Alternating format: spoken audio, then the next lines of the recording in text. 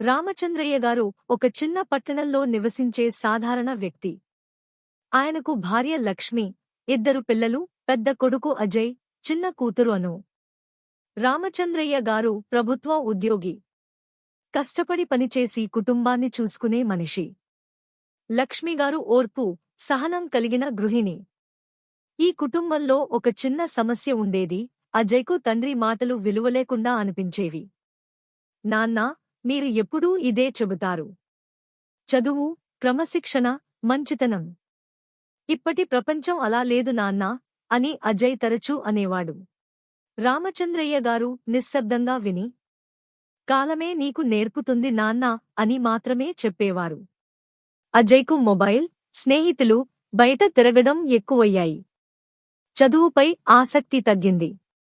పరీక్షల్లో మార్కులు తగ్గినవి. లక్ష్మిగారు ఆందోళనగా, మీరు కొంచెం గట్టిగా చెప్పండి అన్నారు. రామచంద్రయ్య గారు మాత్రం, ఇప్పుడు కాదు, సరైన సమయం వస్తుంది అన్నారు. ఒకరోజు రామచంద్రయ్య గారు ఆఫీసు నుంచి ఆలస్యంగా వచ్చారు. ముఖంలో అలసట. అజయ్ అడిగాడు, నాన్నా, ఎందుకు రోజూ ఇంత కష్టపడతారు? రామచంద్రయ్య గారు నవ్వుతూ, మీ ఇద్దరి భవిష్యత్తు కోసం నాన్నా అన్నారు. ఆ మాట అజయ్ మనసులో కొంచెం కదిలింది.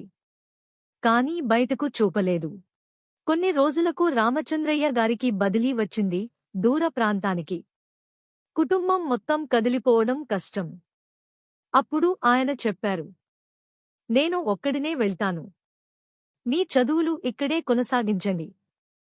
ఆ రోజు అజయ్ తొలిసారి నిశ్శబ్దంగా అయ్యాడు. తండ్రి వెళ్లిన తర్వాత ఇంట్లో వాతావరణం మారిపోయింది. అమ్మ బాధ, ఇంటి బాధ్యతలు, చిన్న చెల్లిని చూసుకోవడం, ఇవన్నీ అజయ్ మీద పడ్డాయి. అప్పుడే అజయ్ అర్థం చేసుకున్నాడు తండ్రి మాటల వెనుక ఉన్న త్యాగం. ఆ రోజు నుంచి అజయ్ మారిపోయాడు. మొబైల్ తగ్గింది, చదువు పెరిగింది, అమ్మకు సహాయం చేశాడు. చెల్లికి మంచి అన్నయ్యగా మారాడు. పరీక్షల్లో మంచి మార్కులు సాధించాడు. కొన్ని నెలల తర్వాత రామచంద్రయ్య గారు ఇంటికి వచ్చారు. అజయ్ పరుగెత్తుకుంటూ వచ్చి, నాన్నా, క్షమించండి అన్నాడు.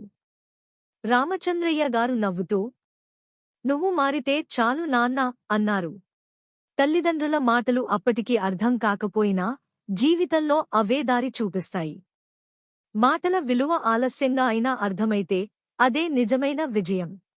మా వీడియో నచ్చితే లైక్ చేయండి, మీ ఫ్రెండ్స్కి షేర్ చేయండి, ఇంకా ఇలాంటి వీడియోల కోసం సబ్స్క్రైబ్ చేయడం మర్చిపోవద్దు. ధన్యవాదాలు.